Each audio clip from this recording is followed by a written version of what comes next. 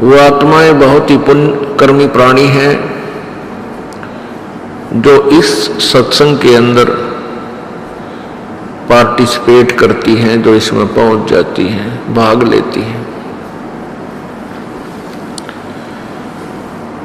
बहुत ही पुण्य कर्मों से जन्म जन्मांतर के अच्छे शुभ कर्मों के परिणाम स्वरूप इस प्राणी को मानव शरीर प्राप्त होता है। मानव शरीर प्राप्त करके बहुत ही पुण्यकर्मी और प्राणी जो होते हैं, मानव शरीर में भी जो अत्यधिक पुण्यकर्मी प्राणी होते हैं, शुभ संस्कारी होते हैं, उनको सत्संग प्राप्त होता है।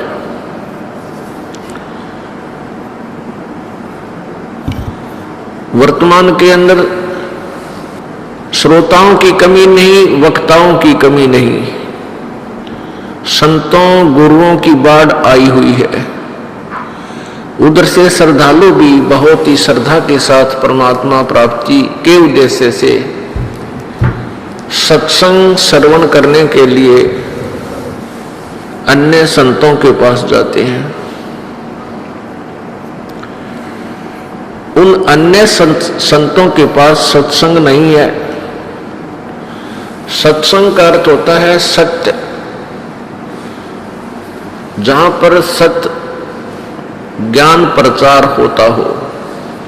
सत्य ज्ञान कौन सा है? जो हमारे सदग्रंथों में विद्यमान है। सदग्रंथ कौन कौन से हैं?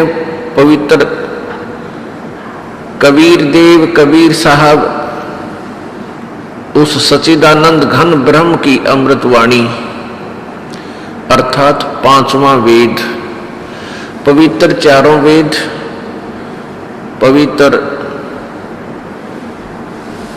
कुरान शरीफ, पवित्र बाइबल और पवित्र 18 पुराण, पवित्र श्रीमद् भगवत गीता, ये हमारे सदग्रंथ हैं। ये हमारे सिलेबस है, ये हमारा पाठ्यक्रम है उन पुण्यात्माओं का जो परमात्मा प्राप्ति का प्रयत्न करते हैं, जो स्टूडेंट हैं, श्रद्धालु हैं, डिवोटी हैं। और जो टीचर सिलेबस से बाहर की बातें, बाहर का ज्ञान, बाहर की थ्योरी, सिद्धांत, मनमुखी कहानियां जो विद्यार्थियों को सुनाते और समझाते हैं, वो टीचर ठीक नहीं। वो विद्यार्थियों के भविष्य के नाशक हैं, वो गुरु पद के अधिकारी नहीं हैं। इसी प्रकार जो संत जो गुरु पद प्राप्त करके और शास्त्रों के विपरीत ज्ञान देते हैं, सदग्रंथों से विरुद्ध ज्ञान देते हैं, जिनको कुछ भी पता नहीं सदग्रंथ में क्या बताते हैं, वो संत ठीक नहीं, वो गुरु नहीं है, वो दुश्मन है इस मनुष्य जीवन के, शत्रु है इस अनमोल जीवन के। वो कीड़े हैं, जैसे फसल को कीड़ा खा जाता है, उसको नष्ट कर देता है। वो ऐसे गुरु हैं, ऐसे संत हैं जैसे अमर बेल होती है। आपने अमर बेल देखी होगी,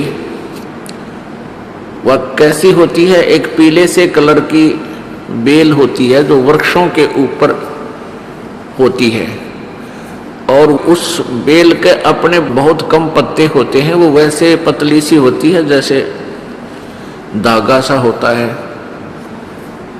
जैसे ये सूत होता है, ये राजमिस्त्री प्रयोग करते हैं, इतने मोटा होता है।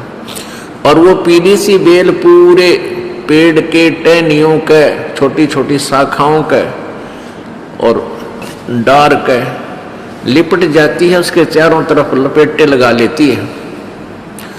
वो ऐसी लगती है जैसे ये बहुत ही प्यार करती है इनसे, वृक्ष से, और वो उसके सारे आहार को चूस रही होती है, नष्ट कर रही होती है, और वो वृक्ष सूख जाता है, नष्ट हो जाता है।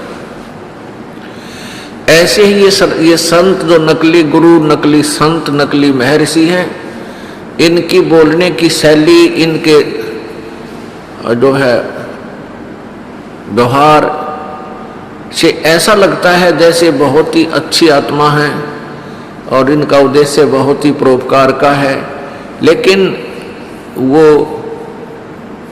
उन शिष्यों के ऊपर, अपने अनुयायियों के ऊपर वह अमर बेल की तरह लिपटा हुआ है, उनके जीवन को नष्ट कर रहा है।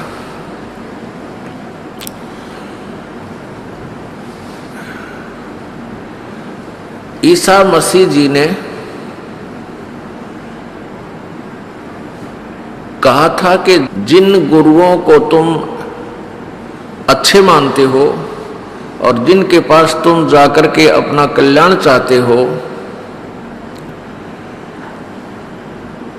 और उनको ज्ञान है नहीं, तत्व ज्ञान उनके पास नहीं है, वो सत्य से परिचित नहीं है, वो तुम्हें बहुत अच्छे अवश्य लगते हैं, क्योंकि आपको चाह है भगवान की, आपको तलाश है संत की, और आप सोच बैठे हो कि हमें हमें संत मिल गए हैं, और वो आपको बहुत प्यारे लगते हैं, बहुत अच्छे बोलते हैं, आपके से विनम्र भाव से प्यार से बातें भी करते हैं तुम्हारे गुरुजी।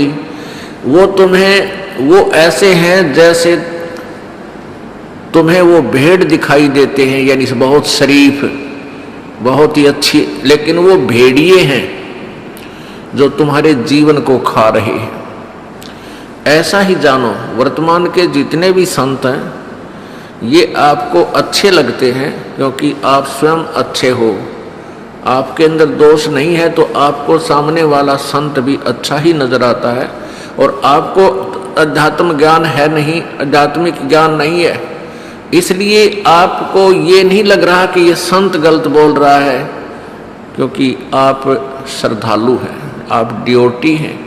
और स्टूडेंट अध्यापक की किसी भी थ्योरी में, किसी भी उसके ज्ञान में, उसकी कथा में स्टूडेंट यानी विद्यार्थी कोई शंका व्यक्त नहीं करते,